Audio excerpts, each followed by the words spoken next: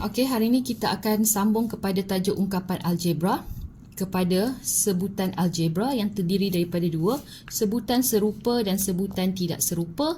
Yang keduanya adalah pekali. Kena tahu setiap perkataan-perkataan ini dan ada dalam soalan. Okey, kita pergi kepada yang pertama dahulu, sebutan algebra. Apakah itu sebutan algebra? Sebutan algebra adalah sebutan yang di dalam ungkapan yang diberikan. Sebagai contoh soalan ini, PQ tolak 2Q tambah 13. Apakah sebutan algebra? Sebutannya adalah PQ, kemudian 2Q dan 13. Ada tiga sebutan di sini, PQ, 2Q dan 13. Okey, sebutan contoh yang kedua. Diberi M kuasa 2 tolak 2M tambah N tolak 5. Apakah sebutan algebra dalam ungkapan ini? Sebutannya adalah M kuasa 2, 2M, N dan 5.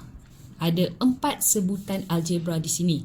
Okey, kita pergi pula kepada sebutan serupa dan tidak serupa. Kita nak tahu dalam satu ungkapan algebra ada tak sebutan yang serupa dan tidak serupa. Okey, contoh yang pertama, 2M dan 3/4M.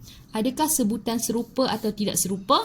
M dan M merupakan pemboleh ubah yang sama, cuma nombor yang berlainan.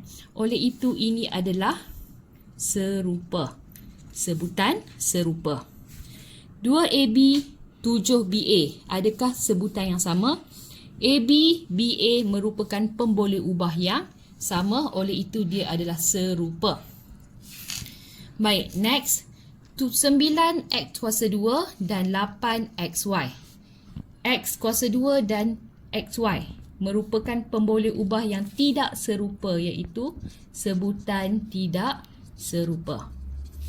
Baik, V, 2V dan 2W. Adakah ia sebutan serupa atau tidak serupa? V dan W adalah pemboleh ubah yang berbeza. Oleh itu, ia adalah sebutan tidak serupa. Baik, kita teruskan kepada pekali. Contoh diberikan. Diberi 3XY. 3XY. Okey, 13XY, maaf. Nyatakan pekali bagi XY. Okey, macam mana? Macam ni. 13XY sama dengan 13 darab dengan XY. Bermaksud 13 kena darab dengan XY baru kita dapat XY. Oleh itu, pekali bagi XY sama dengan 13. 13 ini merupakan pekali bagi XY. Faham? Kita tengok soalan B. Dia tanya, nyatakan pekali bagi 13X.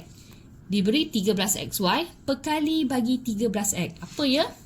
Okey, 13XY sama dengan 13X darab dengan Y. Oleh itu, pekali bagi 13X ialah Y. Y merupakan pekali bagi 13X. Okey, boleh faham? Okey, kita pergi yang seterusnya, permudahkan yang berikut. Ada perkataan permudahkan bermaksud kamu kena buat sampai dia menjadi lebih simple. Baik, contoh soalan.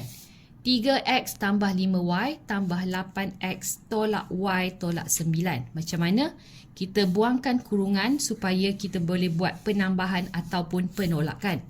Baik, 3X tambah 5Y tambah 8X tolak Y tolak 9. Macam mana? Kita susun ikut pemboleh ubah. X bersama X dan Y bersama dengan Y, number bersama dengan number. Oleh itu, 3X mesti dengan X juga. Tambah 8X, kemudian tambah 5Y, tolak dengan Y, tolak dengan 9. Oleh itu, 3X tambah 8X boleh tambah pemboleh ubah yang sama, jadi 11X, tambah 5Y tolak Y jadi 4Y, tolak 9. Oleh itu, ini adalah jawapan yang dipermudahkan.